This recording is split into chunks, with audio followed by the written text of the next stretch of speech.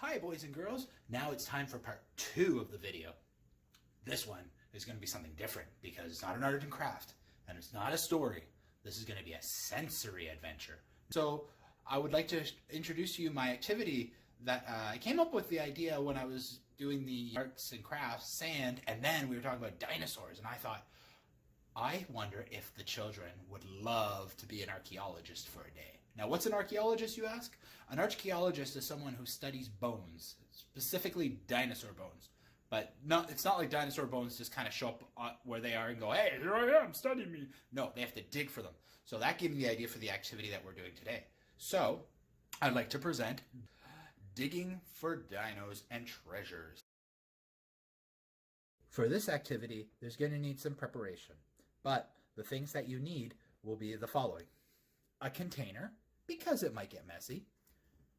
A cup, and in this cup is water, so water. An ice cube tray, and a spoon. And we're not going to forget the most important part, the sand. So you're probably thinking, what am I going to do with an ice cube tray, water, sand, a spoon, and a bin?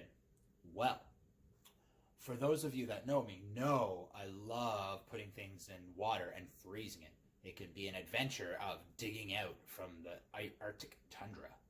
I thought, I wonder what would happen if you put water and sand together and freeze it. If you put water and sand together, you get mud. But what happens if you put that mud in the freezer? Well, I'm going to show you. Let's do that ourselves. Right, ready? Here we go. So as you can see, I'm going to pour some sand right into this tray, this one right here. And I'm going to pour this one into this one right here. So now we have some sand. I forgot to mention, if you're going to do some digging, you might need some things that you can dig out. Now, because the sand is so little, I can't use anything big. So I'm going to use this little toy right here that I found. So I'm going to bury that right in the sand. But you can use things like yogurt containers. You can use even a bin this big with sand and water to freeze that. So I'm going to do that. Bury that. Make sure it's nice and deep in there. And I put one in there too. And I'm going to take the water and I'm going to pour the water in the sand, but not too much. You want it to bubble up. See those bubbles? That means the sand is starting to absorb, soak in the water. And I'm going to do it with this one. So pour, pour, pour, pour, pour. Bubble, bubble, bubble, bubble, bubble, bubble. Meanwhile, while that's bubbling, I'm going to take my finger and I'm just going to mix around a little bit. There we go, to make sure that the water really gets soaked in by the sand. And I'll do the same like that, and I'll push in the object. So now what I'm going to do is I'm going to go and I'm going to put it in the freezer. Like such. So now it's going to go in the freezer. And now we close the freezer. And we wait. And now let's see how it went. So we'll take it out and, ooh, perfect. So now we'll bring it back to the table. So as you can see, the sand absorbed the water and the water froze, thus making a sand cube. That's pretty cool, but that's not the whole fun of it. So what we're going to do now is we're going to put it in the container that's on the table. So now we have our sand cubes. And like I said, it doesn't have to be the size of an ice cube. You can make it as big as this bin or even bigger. The only thing is if you're going to do that, the wait time for the water to freeze is going to be a little longer because of how big the ice is and how long it's going to take to fully freeze. So now I'm going to take my spoon. You can use other things that you have.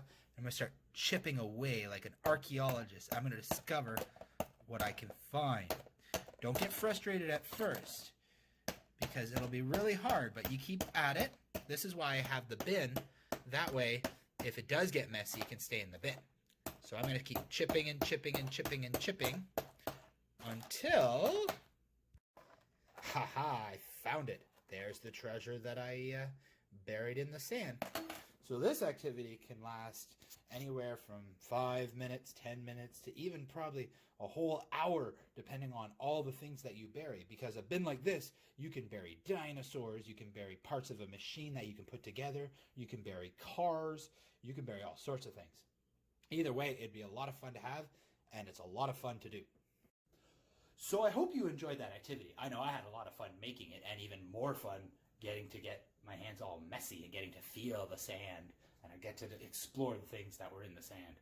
So for that, I say I hope you guys have a fantastic day. Don't forget, after this activity especially, you need to wash your hands and use soap and water, because if you just use water, all you're doing is rinsing your hands. So soap, water, make sure your hands are nice and dry, and like I always say, make sure that you let the people know that you're close to in your household. Let them know that you love them very much. I'll see you guys next time, okay? Bye.